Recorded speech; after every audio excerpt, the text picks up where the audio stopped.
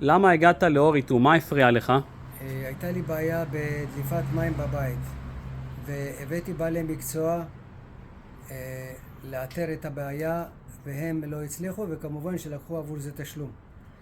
ואז נכנסתי לאינטרנט וראיתי את המודעה של אופיר, שהוא יש לו את המכשור והידע לאתר בריחת מים בבית, או אם זה בחצר, פניתי אליו, והוא אמר לי בצורה חד משמעית, אם אני מצליח לאתר, אתה תשלם, ואם לא איתרתי את התקלה, אני לא גובה ממך ואפילו אגורה אחת, ושניתקע יום שלם לא מעניין. תיקנתי, תשלם. לא תיקנתי, לא תשלם. ואכן הם הגיעו, עשו סריקה כללית על כל הבית, בכל המקומות, בכל המקומות.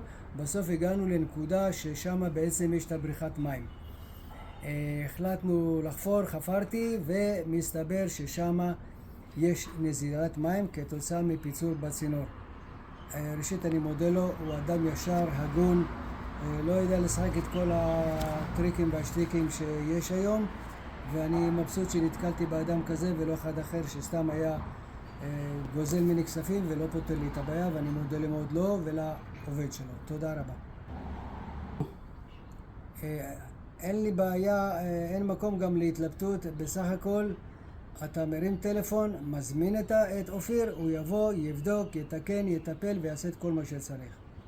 הרגשת פה אמינות שאנחנו נותנים לך, שהיינו ישרים איתך? אין ספק, ראיתי שיש פה יושר, אין פה מטרה לסחיטה ולסתם, מה גם שהם בעלי מקצוע ולא סתם חאפרים. לכן אני ממליץ עליהם, אל תחשבו פעמיים. תודה רבה, יום מדהים.